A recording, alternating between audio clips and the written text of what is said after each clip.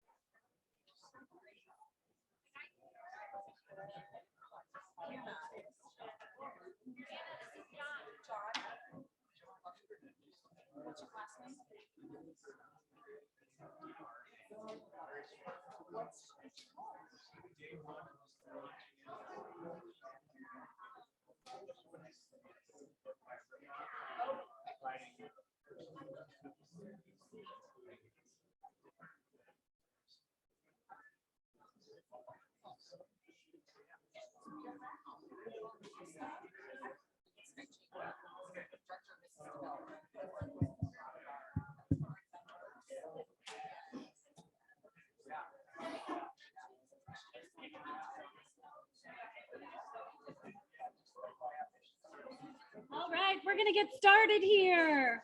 If you can have a seat, please.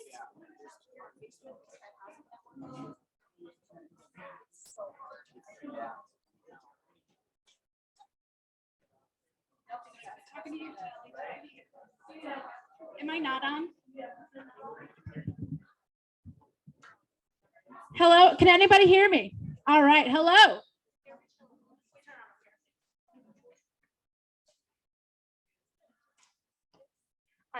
If you ladies talk, I'll adjust levels.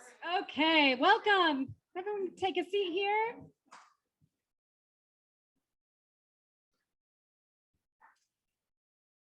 Hi, Tally. All right, welcome to the kickoff of Community Week. My name is Katie Grice. I'm Vice President of Sales for Boyne Resorts, and it's my privilege to also serve as the board chair of the Big Sky Chamber of Commerce. I've been a resident of Big Sky for 15 years. Since 1985, the Chamber has served as a voice of business in Big Sky, striving for a healthy economy built on the foundation of collaboration. Our community's collective success requires businesses, individuals, and industry to all have access to tools that they need to thrive. In the almost 40 years of the Chamber's existence, we have overcome a recession and built the biggest skiing in America, strengthened air travel into Southwest Montana, increasing the direct flights into our market. We fostered Big Sky's first housing study, supporting the Housing Trust, the inception of the Housing Trust. We facilitated the transportation study, leading to the success of the Tiger Grant. And we've prioritized the needs of the community through listening sessions, information, and sharing events, and an open door for all. At the Chamber, we know our role and successes for our community were important, but more importantly, we know that it took a lot of collaboration. Each milestone represents a community coming together. It represents valuing community partners with a common goal in mind, which is a better Big Sky. As I look around our community, it looks a lot different from when I first arrived. It's important that we're thoughtful, collaborative, and engaged as we move towards addressing the issues that our community faces. Our Big Sky vision and strategy is the focus of today's session, and it was built on these values with support of BizRad. I'm honored to share this stage right now with Sarah Blechta, who is a fellow female chair, I'll add. Sarah, I am proud of the collaboration that we've had with BizRad in the Chamber, and I'm excited for the week of programming ahead. Thank you, Katie. I am super excited for this week. I don't know if any of you had a chance to come last year, but I can already tell the turnout is great and we've got way more events happening all week. So I hope to see all of you all week. I know my calendar is pretty full. I'm so proud of how far the chamber has moved forward. A lot of these things and many initiatives in Big Sky, and we truly are better together. It is my favorite saying. I have the button. I hope all of you grab the button in the back. It's really critical to our success. I'm Sarah Blechta. I'm the Vice President of Property Associations for the Yellowstone Club and the Board Chair of BizRad. I've been a resident here since 1991. I went to Ophir. There wasn't a high school when I was here, so I went away for high school and college and came back to raise my family with my husband. Katie's right. This community looks much different than it did when I first moved here. That's why the BizRad board recognized the need for increased engagement, long-term planning, and coordination among all the organizations that truly make Big Sky better together. The framework for that planning resulted in the Our Big Sky Plan, Our Big Sky Vision and Strategy, which you'll learn more about today, and efforts underway with that plan. The plan was developed by the people, for the people, and requires constant engagement. This week's programming is designed to help you participate in the areas that you care about. We've structured the following tracks for you to join the conversations that matter the most to you. Government. Gain a deeper understanding of how elected officials in our region use the tools at their disposal to build a thoughtful community. Boots on the ground. Learn how to plug in and help the people and organizations that make Big Sky the community that we love. Big ideas. Engage with public and private partners as they tackle Big Sky's current challenges and opportunities. Daily coverage of the activities will be shared through our social channels, and most events will be recorded so you can watch at your convenience. We stand at a crossroads. Big Sky is changing, and we, the community, have an ability to influence that change. This is evidenced in our everyday work, including things like the Tiger Grant. We even put a stoplight here several years ago. We have the power to make change in this community.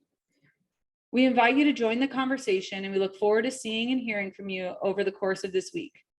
I'd like to introduce Ruthie Solari, the Director of Community Partnerships for the Yellowstone Club Community Foundation, to kick off our discussion today. Thanks, Ruthie.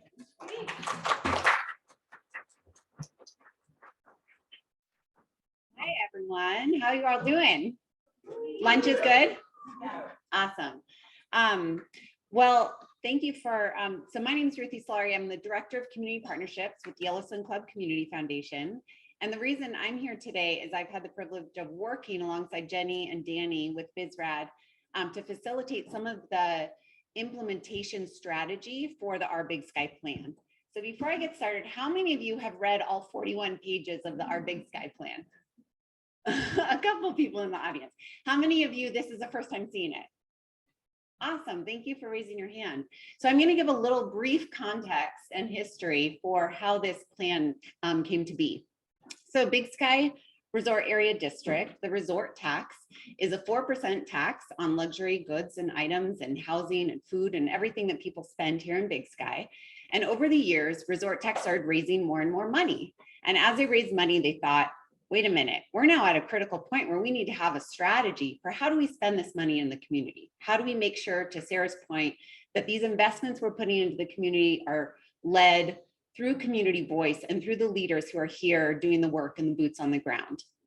So in 2019, they hired a contractor to come in and help with the development of the Our Big Sky vision and strategy. And this document came together through hundreds of interviews with community members, really trying to understand, what do people in Big Sky care about? Where do they want to see these investments going? What kind of impact do we want to have? And there were 4 themes that emerged: our people, our character, our recreation, and our natural environment. And in these 41 pages, there's a lot of really amazing insights into the community. And when it was produced in 2019, the question became, well, who's going to do the work now? Now we have a lot of great ideas, but who's going to do the work? So an organic grassroots committee came together called the Coordinating Council of Big Sky. And some of those members are here today. These committee members are comprised of district leaders as well as nonprofit leaders who said, you know, we represent the strategies that we want to work on. We need to come together and we need to be coordinated in these efforts. So that's the Coordinating Council of Big Sky. In this unincorporated community, it's a little bit like an unofficial town council, if you will.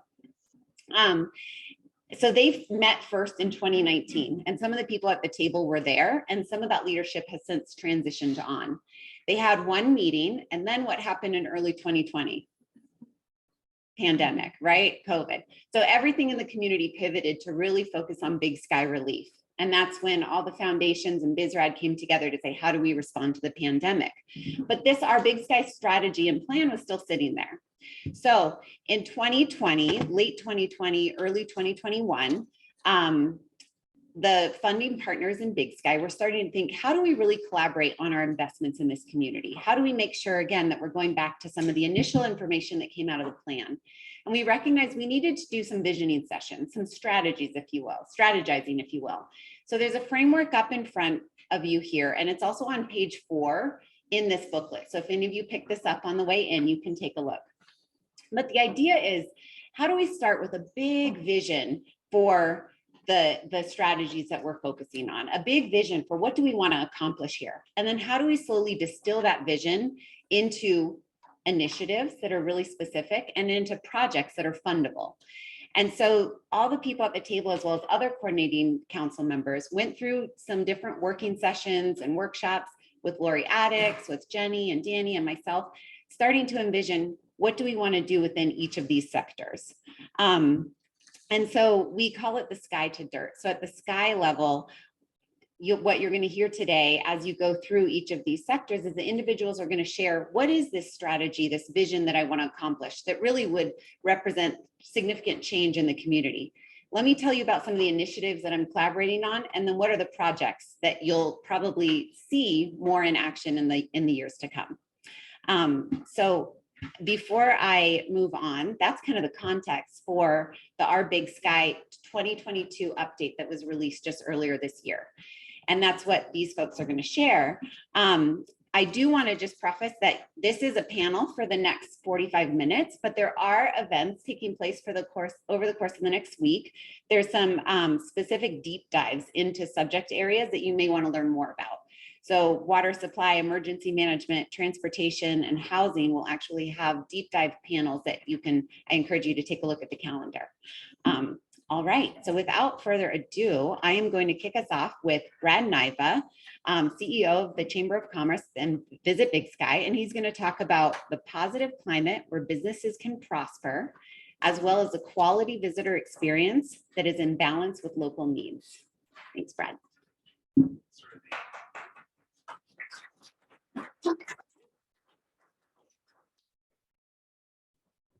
Learn to turn on the mic.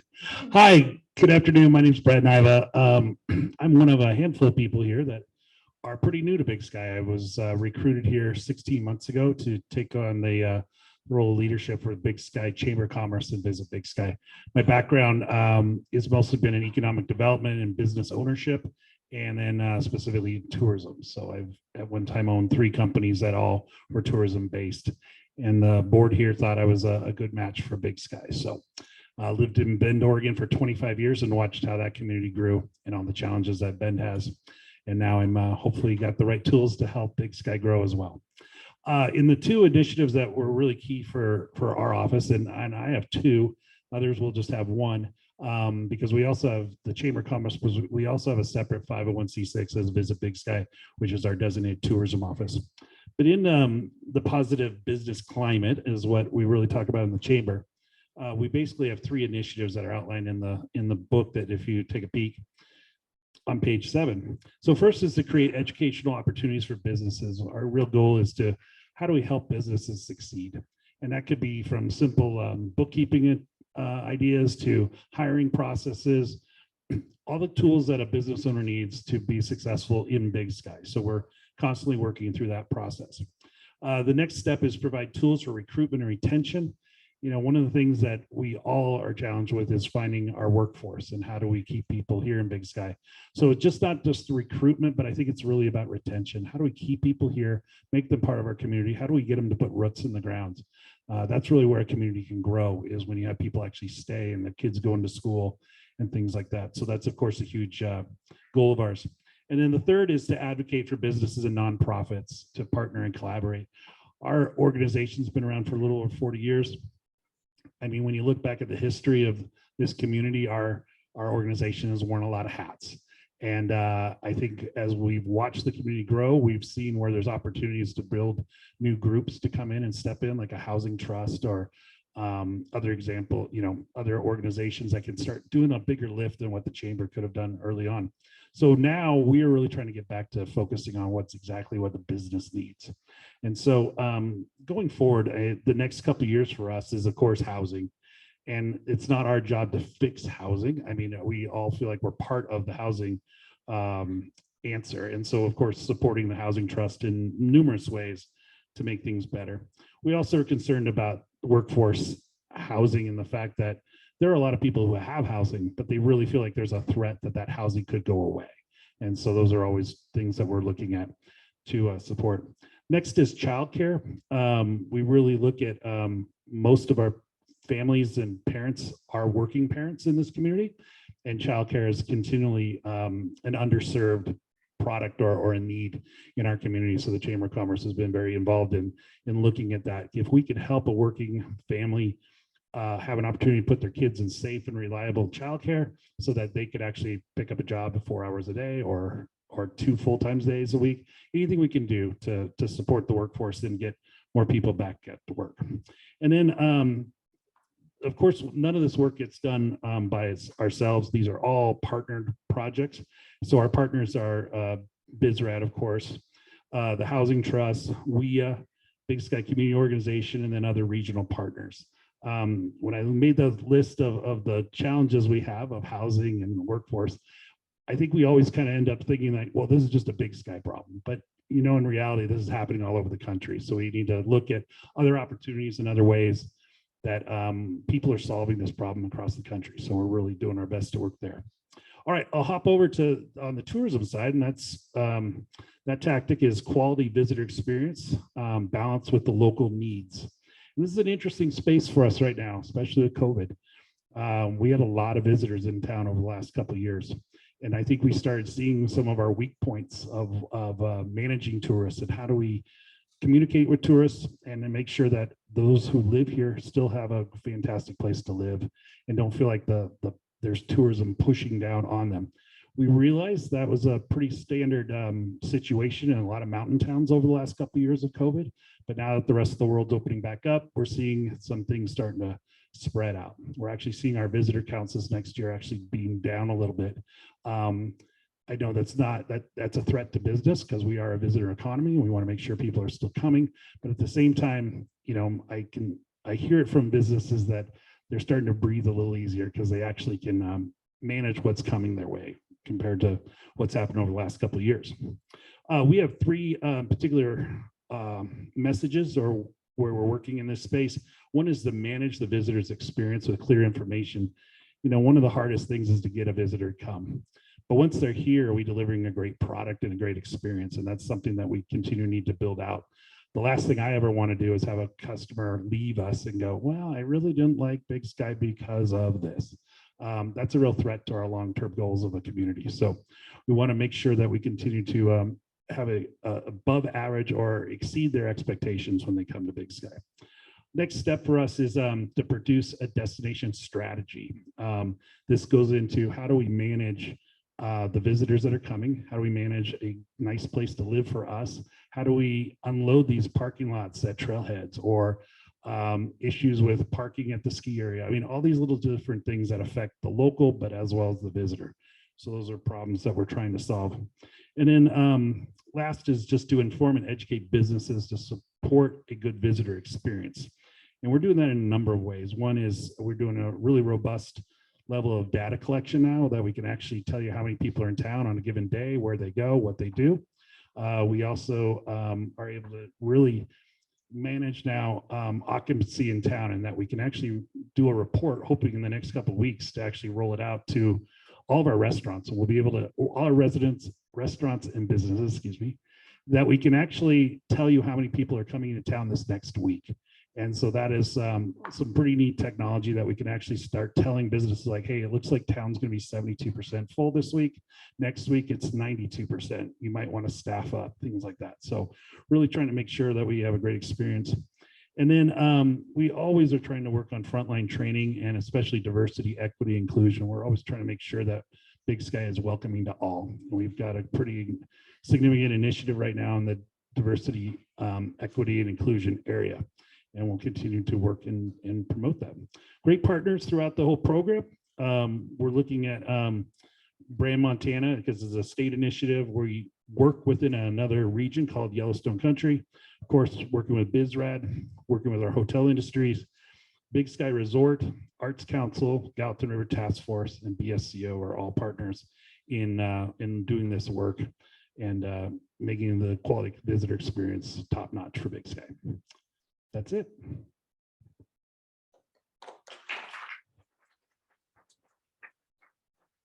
So as we go, just connecting back into the framework that was up there or was on page 4, as you heard Brad say, there's kind of that higher level strategy of the positive business climate where that also serves the local needs. But can anyone say what one initiative or project is that he's working on, just so you can start thinking about it that way? Sierra.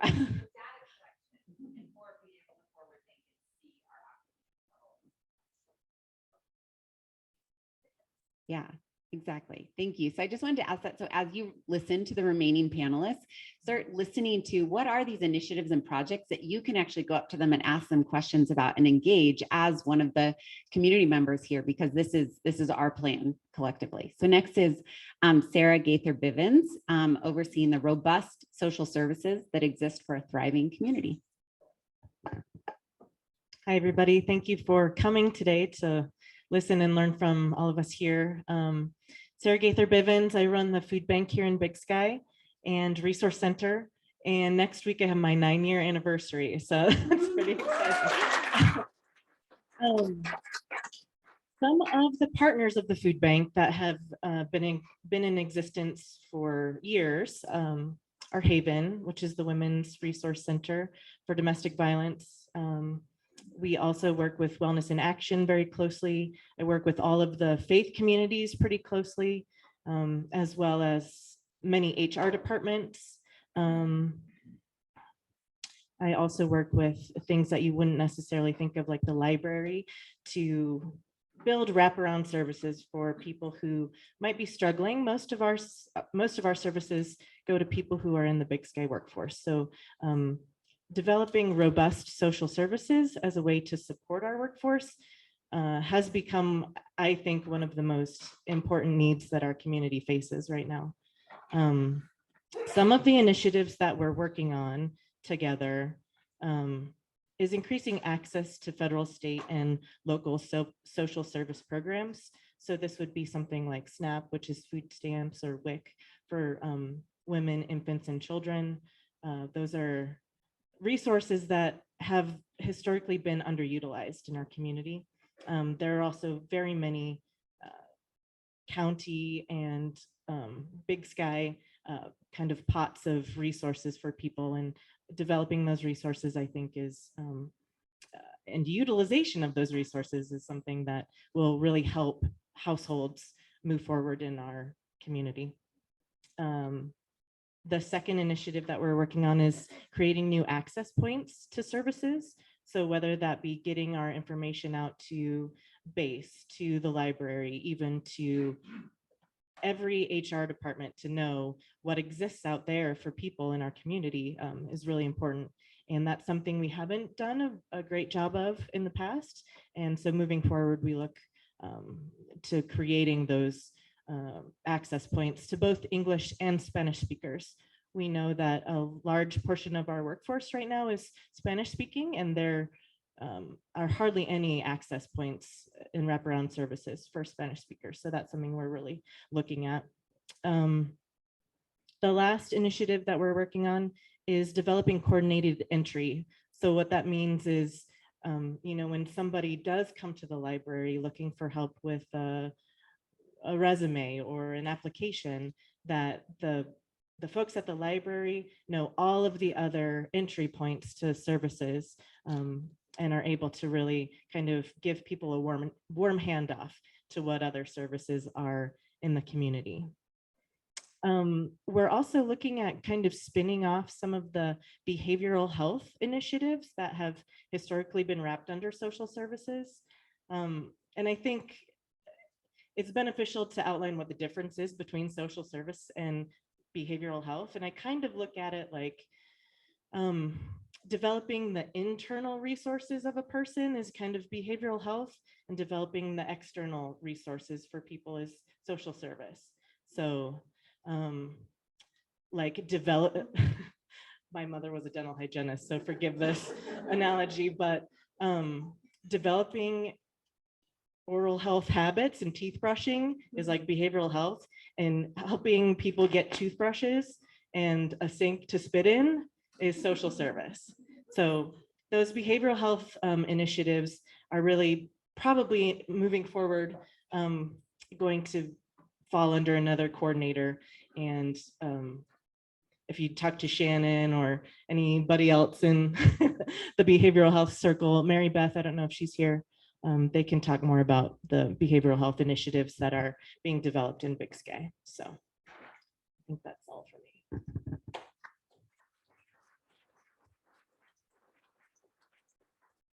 So one other thing I just want to underscore is that as Sarah, you heard Brad and Sarah both talk about all the partners they're working with. So while Brad is here as the CEO of the Chamber of Commerce and Sarah's here as the Executive Director of the Food Bank, that's not the title that they wear sitting at this table. They're actually the coordinators of these strategies that they're overseeing that is completely partner driven.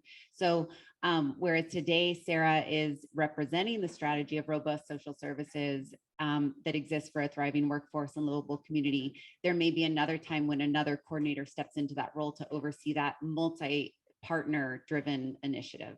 Does that make sense? So they're here kind of with multiple titles on.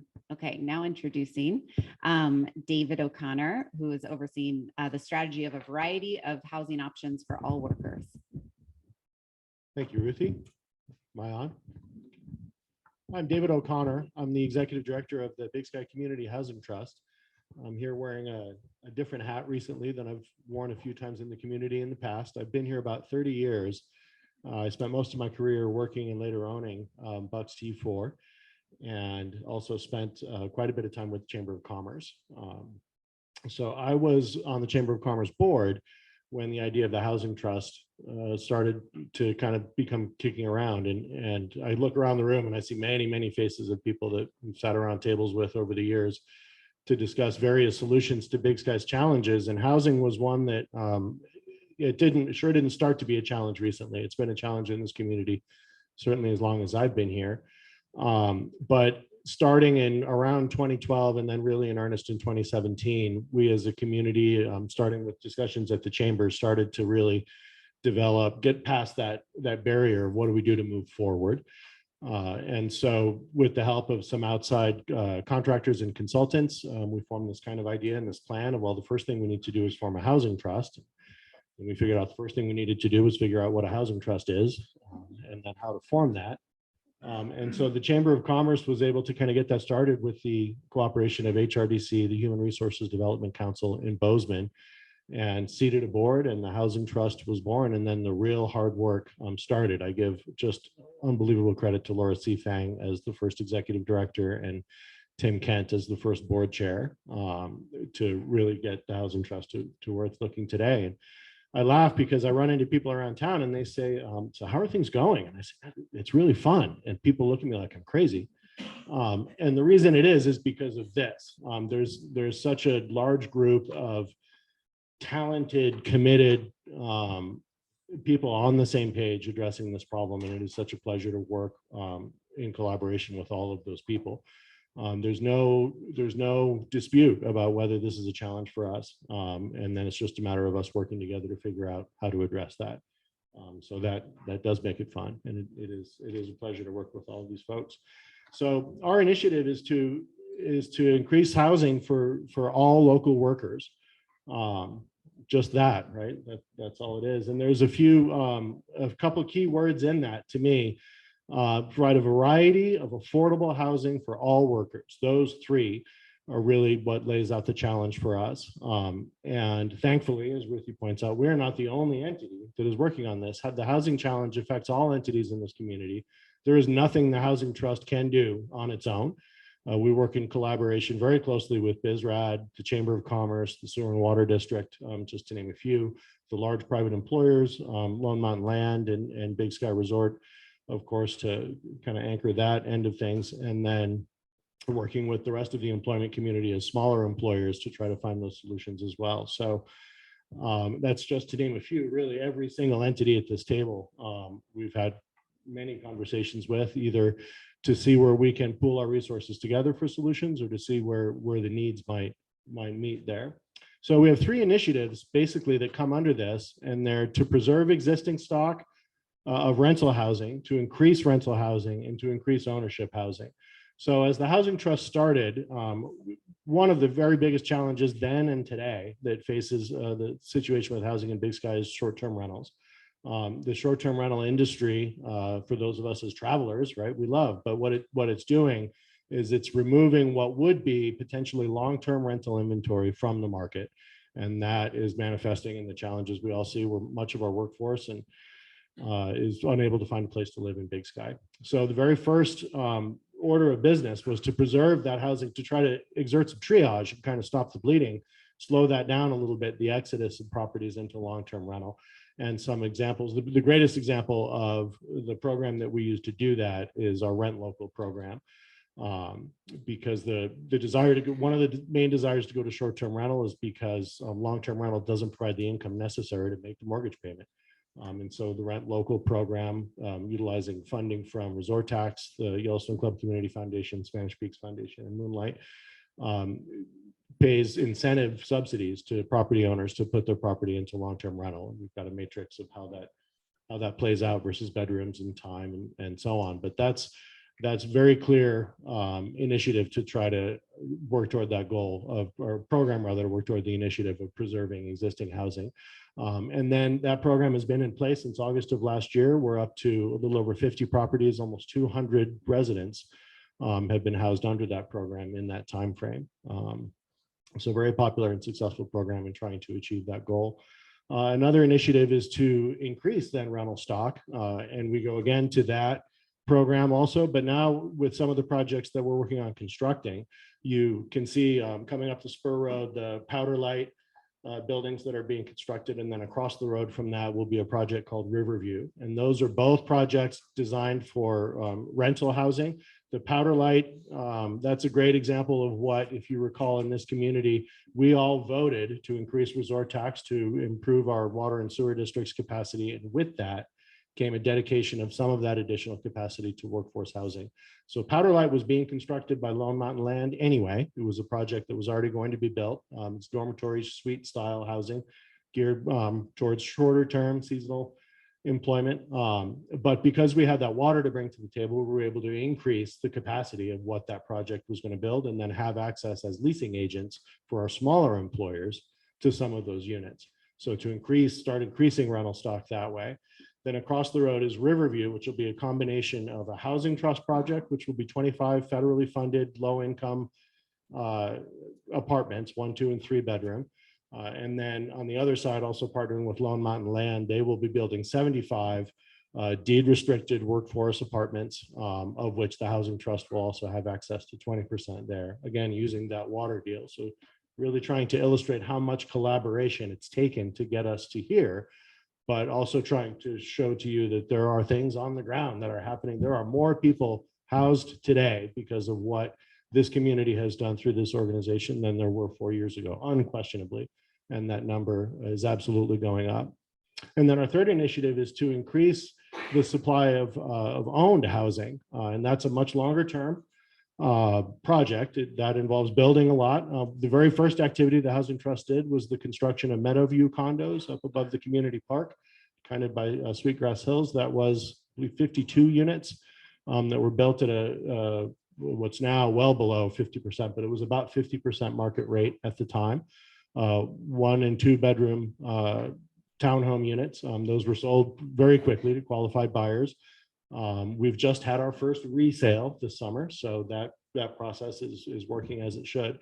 So that's one example of building to increase the supply. And then we are working with local developers, working with the Yellowstone Club Community Foundation, Elevate Big Sky, and other partners to try to wrap our minds around what another larger project of maybe a mixed income development or something where we can start focusing on building units that are available both at market rate and at subsidized rate in a format that really promotes the kind of community and experience of living in Big Sky that we're shooting for. So that, I'm sure I've used my 5 minutes. Thank you, David. Well, and to learn more about housing initiatives, David will be on a panel with other subject area experts on this Thursday at 2 p.m. that you can join virtually for 1 hour. And I encourage you to get on and kind of, that was just the tip of the iceberg, believe it or not, in terms of what's going on with housing. Okay, next up, we have Whitney Montgomery, who's representing also 2 strategies for the community. The first is a connected community through trails, parks, and open spaces. And the second is world-class year-round recreation opportunities for Big Sky.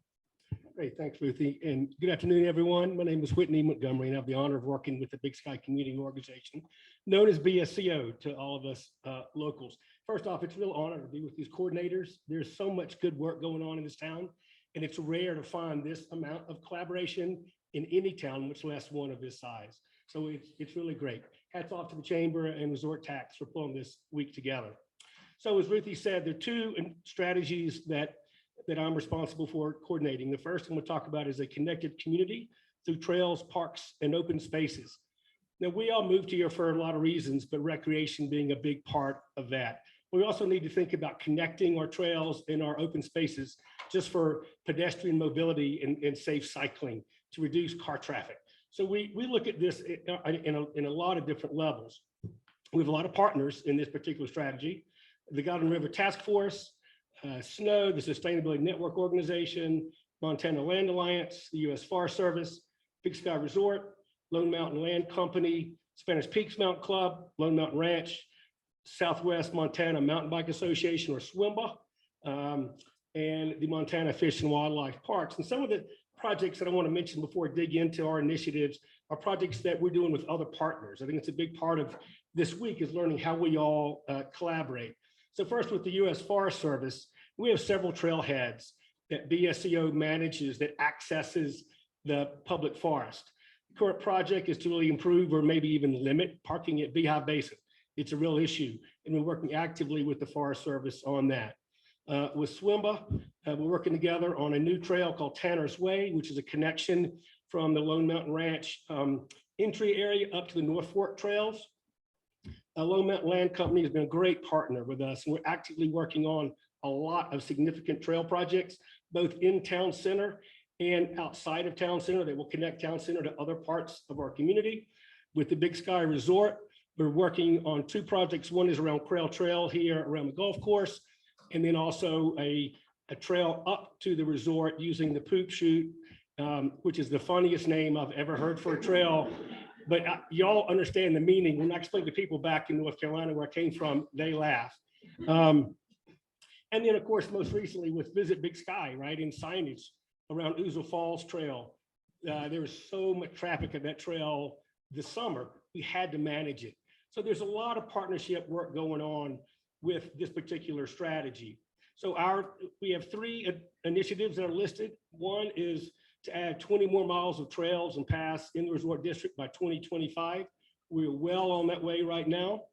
To create ADA compliant trail and open space along the Gallatin River, Middle Fork and Town Center, and over to Community Park. It's a much needed, I believe, area that we can serve more visitors and residents. And then the third initiative is to increase park and open space by 35 acres by Q2 of 2024. You know, there's a lot of need in this town, from housing for families moving in, but we also need to think about the families themselves that are moving in. So one of the big initiatives that BSEO is taking on as part of this is how we look at the redesign of Community Park, how we can add more athletic fields, how we can think about other recreational leagues for both young and adults as we move forward. So there's a lot of good work being done with trail connectivity, parks, and open spaces. The second strategy I'm going to talk about is world-class year-round recreational opportunities for Big Sky. Year-round being the key word there, and tons of partners in this particular strategy as well. First, I just want to highlight the partnership with the Big Sky Skating and Hockey Association. You know, we have the ice rink there in Lynn Hill Park. There was a joint effort to put together. This year, BSEO is going to oversee and implement some of the ice programs. So the Hockey Association volunteers can really focus on their strong skill set, which is coaching, training youth. And so that's going to be a great new partnership. With YCCF, we're deep in the partnership around behavioral health initiatives and prevention programs at base through both fitness classes, wellness classes. We host a lot of behavioral health workshops as well inside base. And then the Big Sky pickleball community, growing number of pickleball fanatics in this town. But we have resurfaced the tennis courts and dedicated some pickleball space to that community, as well as provide pickleball courts inside base and in Lynn Hill Park. You know, the year-round recreational opportunities for Big Sky, some are really obvious and some we're working to develop. So the three initiatives that we're working on, one is already complete, and that's opening of base, which is an accessible recreational and community center. If you haven't been to base, please come visit. Our goal there is several-fold. One, obviously to provide the recreational space indoors. Mud season, when it's too cold or just want to work out indoors, but also to make it accessible to our community.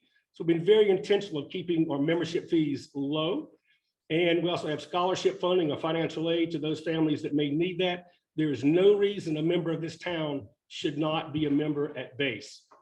Even if you don't use it, please support it, because with the support of a larger community, we can keep our fees low for everybody. Second part is to provide accessible and affordable behavioral health and wellness opportunities through recreational programs. Again, significant funding from YCCF, which has been great. But we deliver 23 fitness and wellness classes per week to our community. Using that funding, we promote all kinds of health and wellness programs, and it's great to see the community utilize those. We've had almost 2,200 individuals come to fitness classes in the first 6 months. The base has been open.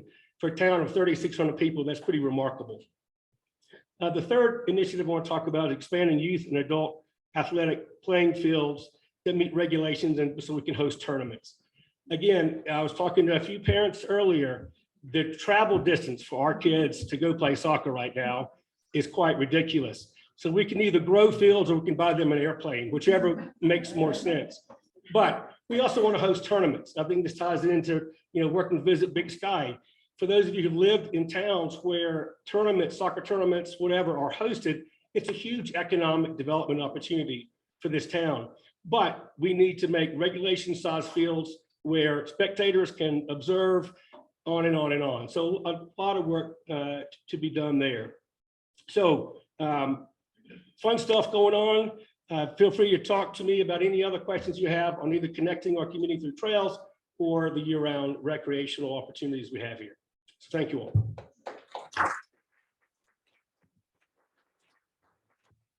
Thanks, Whitney. I want to just give a little shout out. The first weekend, I think it was a second week of work, Whitney was a part of what was called a Base Summit, which is basically an invitation for community members and programs to come together and brainstorm how do they really want to utilize Base, but also the broader Big Sky community for recreation and programming initiatives. And a lot of that is represented here. So Whitney basically listened to that, right when he took in the job, and then immediately put those requests into place with the strategies and initiatives. So again, encouraging everyone to speak up because those voices matter.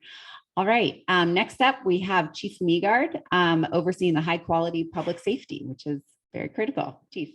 Thank Thank you. you very much. Good afternoon, everybody. Greg Meagard, Fire Chief, Big Sky Fire. It's truly an honor to be sitting at this table today with the leaders of this community. This is where things happen with the partnerships everybody spoke about with BizRad, the Chamber, you name it.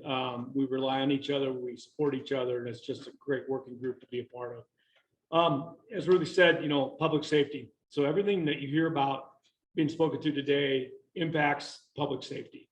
People come visit, live, recreate, whatever they do impacts our fire department, the sheriff's office, which are our partners, emergency management, and then the Gallatin County Search and Rescue.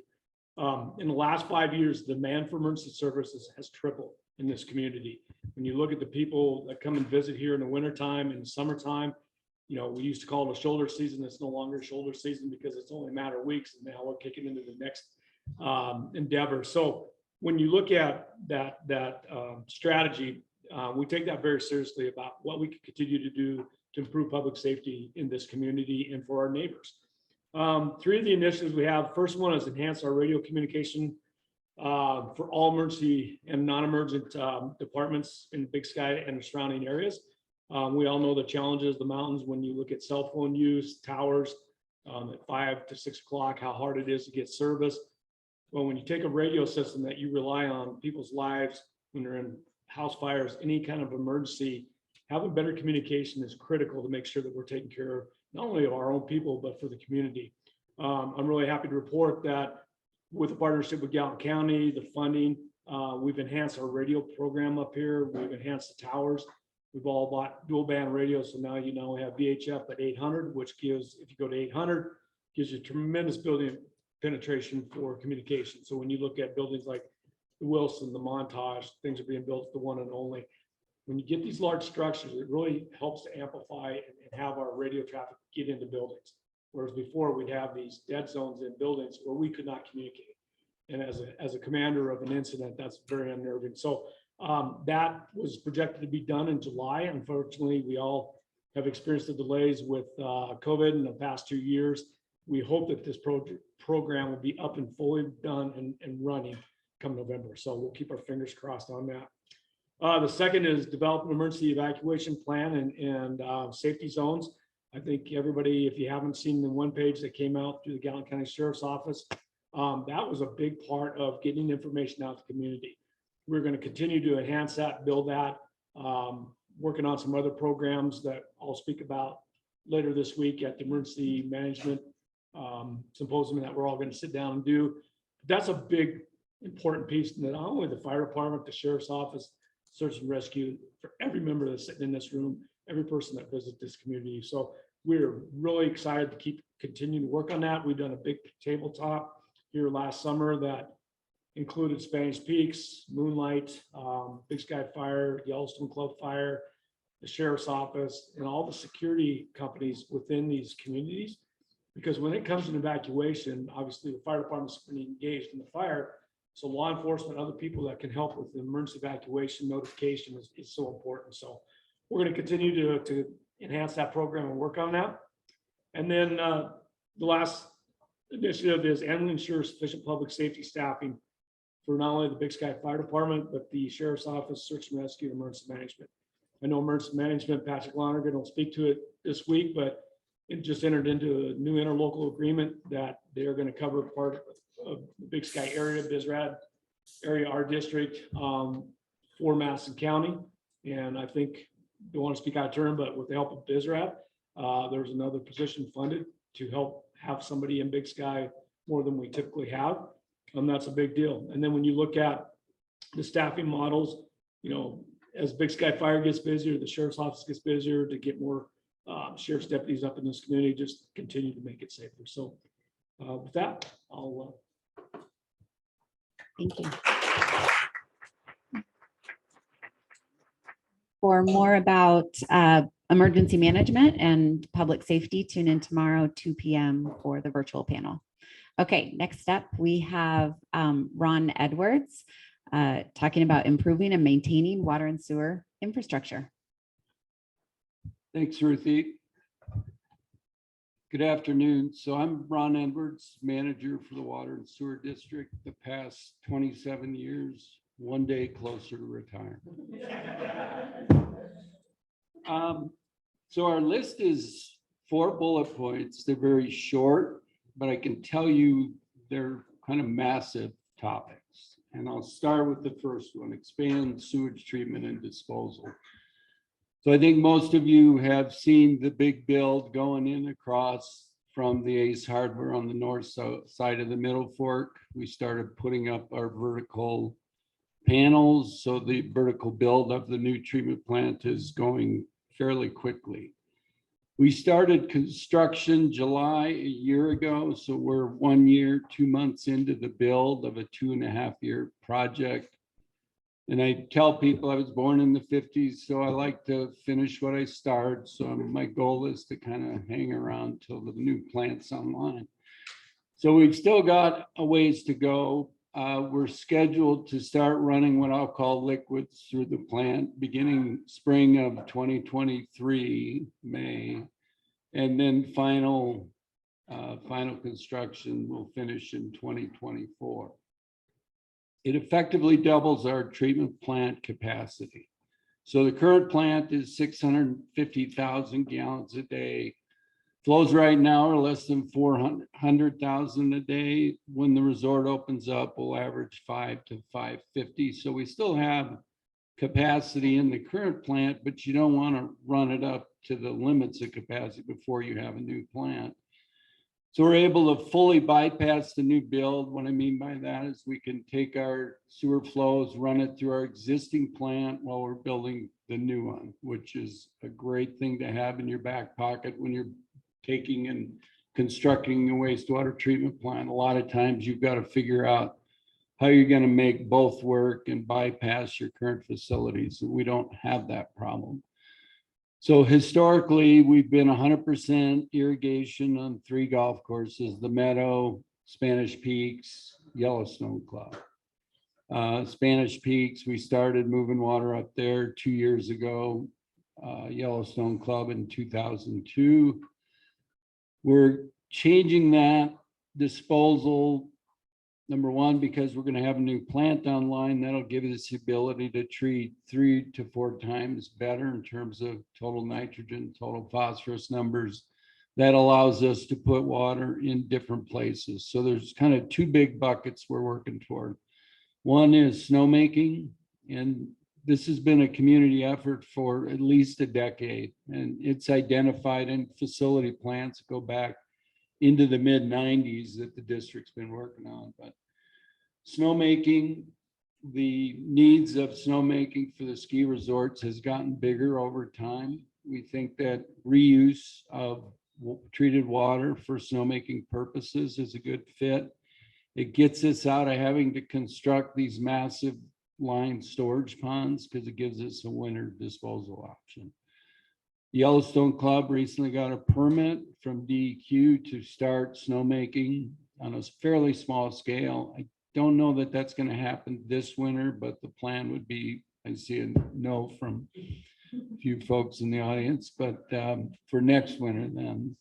And then I know Spanish Peaks is working on some future snowmaking for the base area up around the Montage. So the other big disposal option will be groundwater disposal. And we've got studies going on in the Canyon area of Big Sky, working with the new Canyon district to identify potential groundwater disposal sites in the Canyon. That's another opportunity to get into disposal that gives us a winter disposal option that we currently don't have. Other things we're looking at a high level is taking and going to indirect potable recharge. As I'll get into, water capacity is going to be a bigger and bigger topic around here over time. So one of the things we're looking at with our consultants is taking very high level treated water, putting it back into aquifers for recharge for eventual groundwater consumption.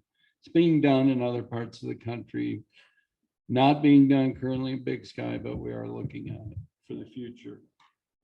Expand water capacity. We just finished up drilling 9 test holes on the mountain village, trying to identify water up on the mountain, which is the best place for us to find water because we can share it down to the meadow. We did find some water, 70, 80 gallons a minute, with decent water quality. Those aren't great candidates for public wells. You want to be in the 100 GPM or bigger for public water wells. We're on the 10th well. We didn't get it drilled to completion. It's down near the Thunderwolf ski lift area across from Flatiron. We got surface casing set and had to pull the rig off. So that well was started and we did not finish that. We just finished up a source capacity plan with our consultant, Mark Kinane, Western Groundwater Resources. In that report, Mark identified some future well points that we could drill in the meadow, specifically 2 other points in the meadow aquifer north of the golf course. We already have 5 well points. He thinks we could probably get 2 more, which potentially helps us in the Meadow Village for additional water capacity. Water conservation, I think for those of you that are connected to our water system and get bills from us, we implemented a Water Smart platform for your billing, which integrates 3 big databases. We did fixed base metering, so we get real-time meter usage data. So if you leave a hose running 24/7, you're going to get a notification that, hey, something's wrong, something's going on with your water consumption. The whole driver for that is to make customers aware of their water usage. They can also pay their water bill online, and you can set thresholds and alarms in that platform. So with all the absentee owners we've got, they can go in and put key points of usage that they'll get a text message to notify them that, hey, something's going on, something's running. Toilets are predominantly the biggest problem we've got. Also, underwater conservation, we've been very proactive about repairing leaks. So we've done a lot of leak repairs on the water system over the years, and that's like drilling and finding new water capacity. So we've even seen demand curves drop in the Mountain Village. Those are predominantly through leak repair efforts and recovering water that was otherwise lost. The last one is the Canyon District. So that, I think, started up 2 years ago. It's a new county water and sewer district, just like we are. Working towards central sewer collection in the Canyon area to eventually connect to a lift station at the Conoco and pump up to our new wastewater treatment plant. To do all that, we need to have the canyon disposal identified. So if we're going to take a gallon from the canyon, we'd like to see 2 gallons of disposal in the canyon through groundwater discharge permits. So that's going to be a big initiative. That's going to take some time. We just spun up a subcommittee with a couple of my board members with the Canyon folks to start working on that. So before I lose my voice, I better stop.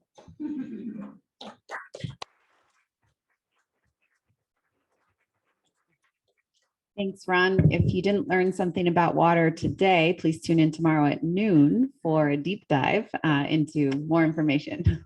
Ha, you got it. Right? Okay, next up, last but definitely not least, Kristen Gardner, our coordinator for the strategy of our natural resources are protected and enhanced for future generations. Thank you, Ruthie, and thank you to the Resort Tax District and to the Chamber for hosting us today. And like a lot of the other panelists have said, I really feel fortunate to be able to work with all these community leaders on this process. So my strategy is our natural resources are protected and enhanced for future generations. So most of us probably moved here because we love the natural environment and want to protect it and keep it that way. And so that's really what this strategy is all about. There are numerous partners that are working on this strategy with me. That includes Montana Land Reliance, Gallatin Valley Land Trust, Gallatin and Invasive Species Alliance, SNOW, BSCO, the Chamber and Visit Big Sky, Fish, Wildlife and Parks, DEQ, the Center of Large Landscape Conservation, Custer Gallatin National Forest, the Water and Sewer Districts, numerous landowners, and the resorts. And if I left you out, I'm sorry. There are lots and lots of people that are working on this strategy because we all feel it's really important to protect our natural resources. So there are 6 initiatives that we're working on. The first is to increase awareness of residents and visitors and local natural resources. A lot of projects in this initiative. The chamber just started, move towards this visitor management initiative, as Brad mentioned. And so they have signage and lots of outreach about how visitors need to protect the environment. Gallatin Invasive Species Alliance, they have demonstration gardens. They host lots of outreach events, lots of direct homeowner outreach. I live in Ramshorn, and if you haven't had Jen come out and talk to you about the noxious weeds on your property, I highly recommend it. She's a world of knowledge in that area. And then as far as the task force goes, we have held 14 outreach events over the past year. We just updated our native landscaping guide to help you go native. That reduces the amount of water that you use and also the amount of fertilizer that is used. Our water conservation program is really based on outreach, and we've saved 8 million gallons a year annually since the start of the program. The second initiative that we're working on is to improve water quality of local streams and aquifers. We've been working really closely with the Gallatin, the new water and sewer district that Ron mentioned. We want to see those old septic systems cleaned up that are next to the river.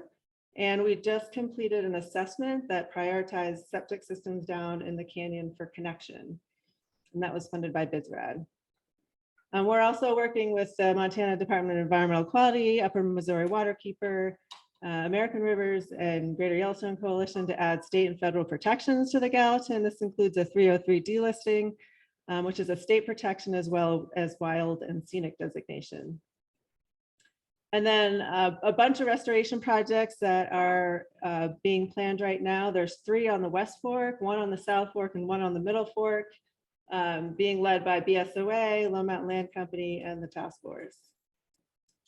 The third initiative that we're working on is to enhance and protect critical habitat for wildlife and water. Gallatin Invasive Species Alliance has been working hard to protect habitat for our bighorn sheep to get them off the road. Montana Land Alliance has conserved over 15,000 acres of land in the Big Sky area, 2.5 in the last couple of years. The Yellowstone Club has treated nearly 40 acres of strategic fuels reduction, and that's aiming to enhance the forest health. And they've also done quite a bit of outreach with YC landowners to perform similar work on their lands. And then the Center for Large Landscape Conservation just conducted this assessment to look at wildlife crossings so that they can provide that information to our local leaders on how we can protect wildlife from protecting the highway or crossing the highway. All right, the fourth initiative is to build resilience of water resources for future growth and drought. We just completed a water conservation and drought management plan that will be expanding our water conservation program. This summer, we worked with Spanish Peaks and Moonlight to update their covenants on water conservation. And we're currently working on a water balance and modeling future snowpack so that we can better understand what the future water supply looks like. Ron mentioned the snowmaking initiatives that are out there. These really actually have a really huge environmental benefit as well, building resilience to our water supply. And we have been working with Spanish Peaks and Big Sky Resort on getting snowmaking on their property and work with the Yellowstone Club for close to 10 years trying to get that project done. And I think that will be starting next winter. And then the Yellowstone Club has added fixed base metering as well as what Ron had mentioned earlier. They saved nearly 2 million gallons of water through awareness and education over the last 6 months. So that's pretty impressive. The fifth initiative is to improve ecological condition and management of river access sites on the Gallatin. That's largely led by our organization in partnership with the Custer Gallatin National Forest. And we just completed a river restoration strategy with the Forest Service. And currently we have a bunch of projects in the design phase at Porcupine Beaver Creek, Lava Lake, Portal Creek, Great Creek, and 10 undefined access points. We recently completed a project just upstream of Deer Creek. Hopefully you all have had a chance to use that and great river access site. The Gallatin Invasive Species Alliance has treated weeds at our restoration sites along the main stem as well as conducting 2 weed pulls. And then the U.S. Forest Service recently added a river ranger, and that position is temporary, or I guess seasonal, and that is focused on improving and managing river access along the main stem. And last but not least is our 6th initiative, which is collecting that critical scientific data that's needed to manage our natural resources. Fish, Wildlife, and Park recently has conducted 2 fish population counts on the West Fork and on the Gallatin.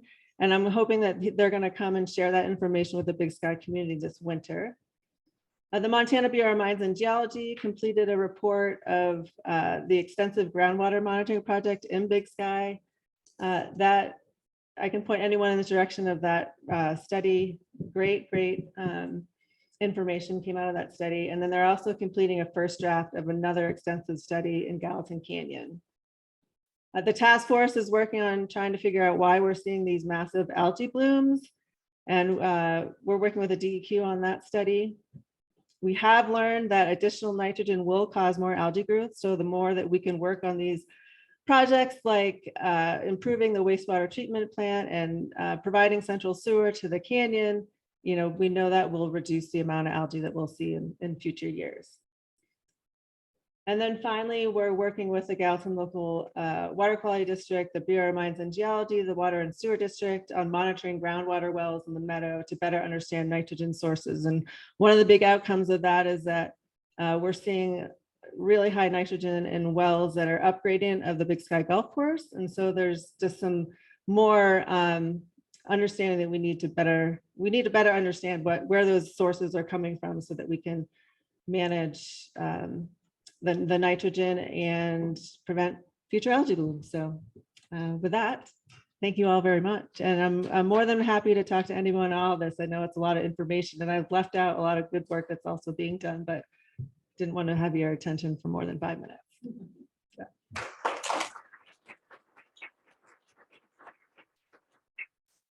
So thank you again to all the panelists.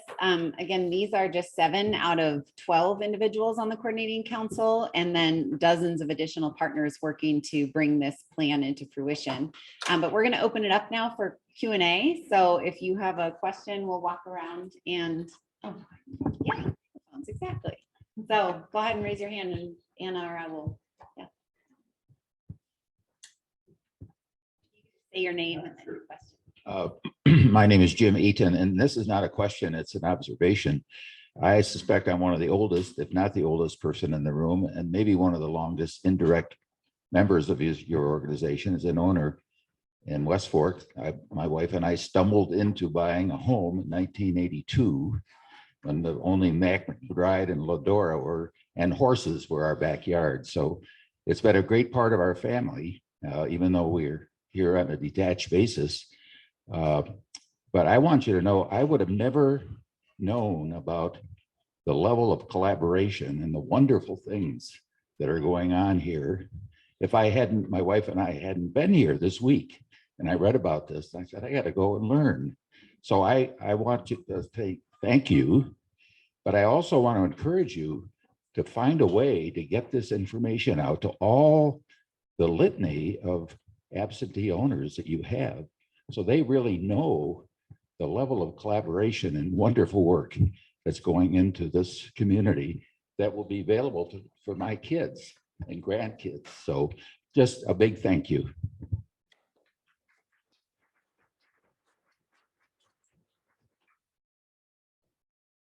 We'll pay you afterwards for that perfect comment.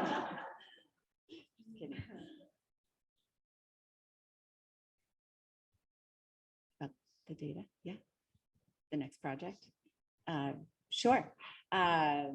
So we all are collaborating on a data project. So one of the things that in response to your inquiry about how do we share this, there's a lot of projects going on, and part of it is how do we know what goals we have and how we're going to accomplish them if we don't understand what the baseline data is and then what some of the milestones are we hope to reach along the way. So for example, if we're talking about housing, which is, for a lot of people, a very, kind of on fire issue in this community, how many beds do we have in Big Sky? How many are occupied by full-time workforce? How many are absentee owners? How many are on the short-term rental?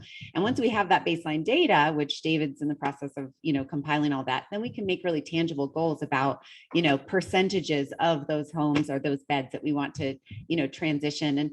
And the goal of doing all of this collaboratively with the coordinating council is to share it with the community at large. So there will actually be a data platform coming to you in 2023 that you'll be able to look at and understand the status of all of these projects and what the milestones are that these coordinators are working on. Anything you want to add? Okay. All right. Any other questions from the audience? Did anyone learn anything today? Yeah. Yeah. Jenny, anything else?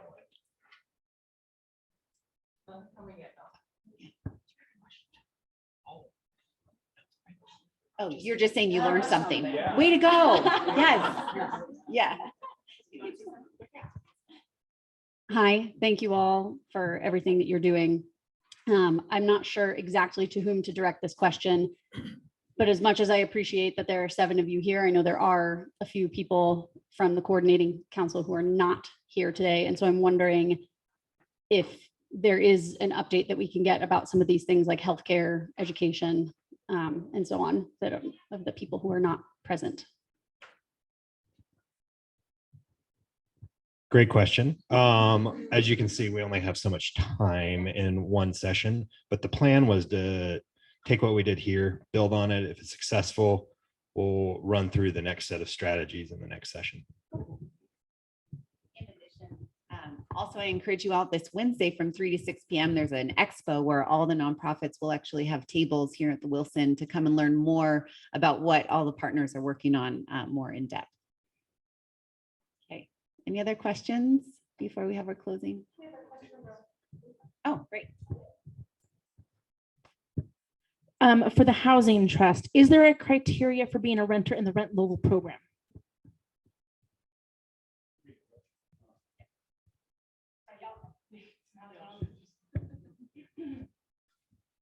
The question was, is there a criteria for being a renter in the rent local program? All right. Well, there's criteria for being a renter in the rent local program, and we primarily interface with the property owners, and then we offer, if the property owner would like, tenant screening services, though the property owner is not required to do that. And then we just do a standard tenant screening, through a third party for creditworthiness and reference check and so on. But other than that, there is not criteria to be in the rent local program. It's more just matching up property owner and tenant.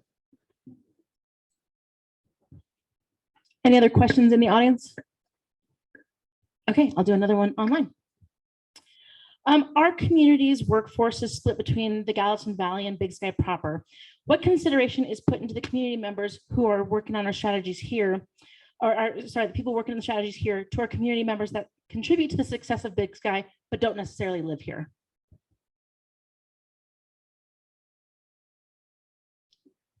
Sorry, I know it's kind of cumbersome. It's kind of cumbersome. Just the idea of, if our workforce is split between Big Sky proper and Bozeman or Belgrade and even down to West Yellowstone, and this is a community plan for all of Big Sky, what considerations are being placed in maybe any of your strategies that think about that sort of community that's spread geographically beyond our borders?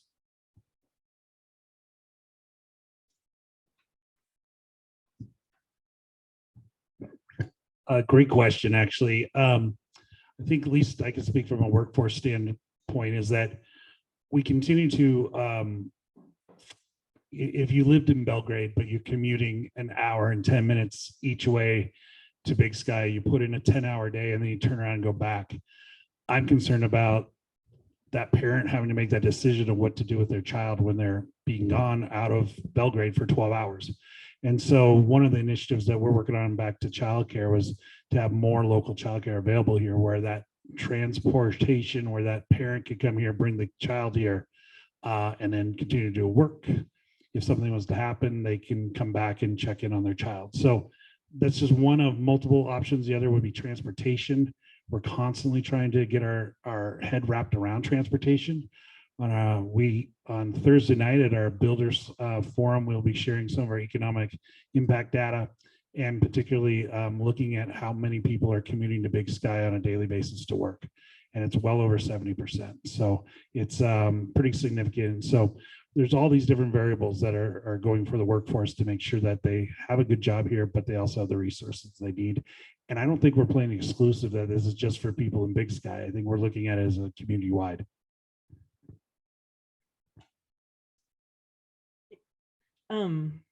I know that at the food bank, about half of my customers right now are living outside of Big Sky. That's a big change from the past years. Historically, it's been more like 20 to 25% who resided outside of Big Sky. So we know that things are changing. The workforce increasingly is having to live, in Bozeman, Belgrade, even farther, Amsterdam. People drive every day. So I know that for social services in Big Sky, they're open to anyone, no matter where you reside. My Food Bank is a program of HRDC, which is kind of the county-wide social services provider. We serve Gallatin Park and Marr counties, and currently working on a big new, I guess, a resource hub. It will be for everyone, and a place where people can access food resources, social services, and in a few years' time, more emergency housing. So those are some of the programs that we're working on, if that helps answer the question. I think that's a great question. And most for the Housing Trust, most of the initiatives that we're working on are located here, all of them located here within Big Sky. But I think this question surfaces another issue, and this to Ruthie's point about the data collection project that we're working on. As Brad mentioned, we know a commuter number. We know that somewhere between 60 and 80% of our workforce is commuting in. But what we don't know is how many of those people are doing that by choice. We kind of have an assumption that that translates into housing need, but that's not exactly true. There's a significant part of the workforce that is living in other parts of the valley because that's where they want to live for various other reasons. So that's what I look forward to in our realm, in the housing realm, is understanding more about the nature of that workforce and what their desires are so that we can serve them better. Sure, I'd certainly just add, I mean, all the facilities that BSCO operates and the parks and trails are open to visitors and residents alike. We'd love to have the workforce that live outside of town to come to base during the lunch hour and work out, or use the other classes that we have for their own behavioral health needs. So a lot of opportunity in the strategies that BSCO is overseeing to serve non-residents.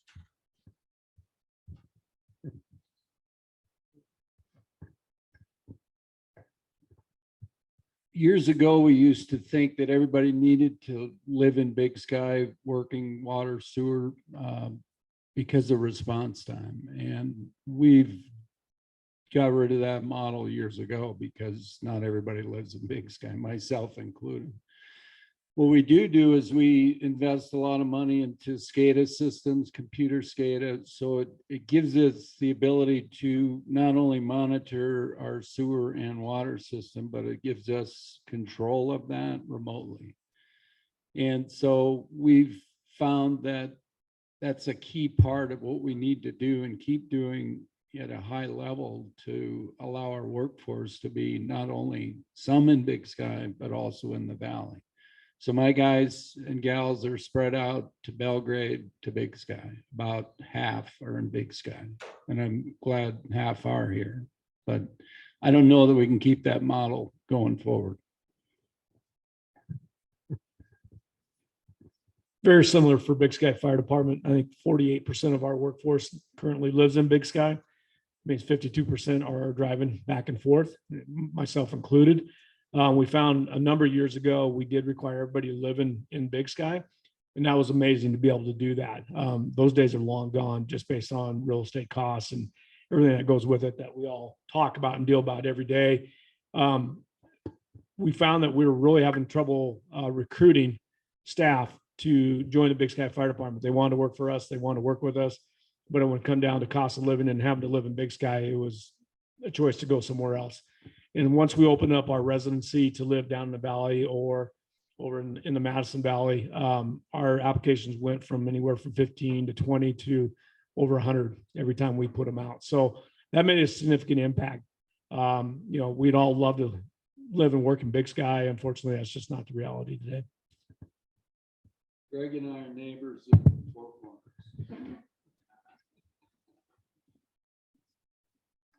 All right, well, thank you all for joining us today. I know I'm incredibly proud to be a member of this community and to work with all of you here. I really appreciate all of the coordinators who came to speak today. And as a reminder, this recording will be online at the Big Sky Community Week website. I look forward to seeing a lot of you this week at our various events. And next up tonight is Vote Big Sky at 5 p.m. at Bucks T4. So I hope to see you there. Thank you, everybody.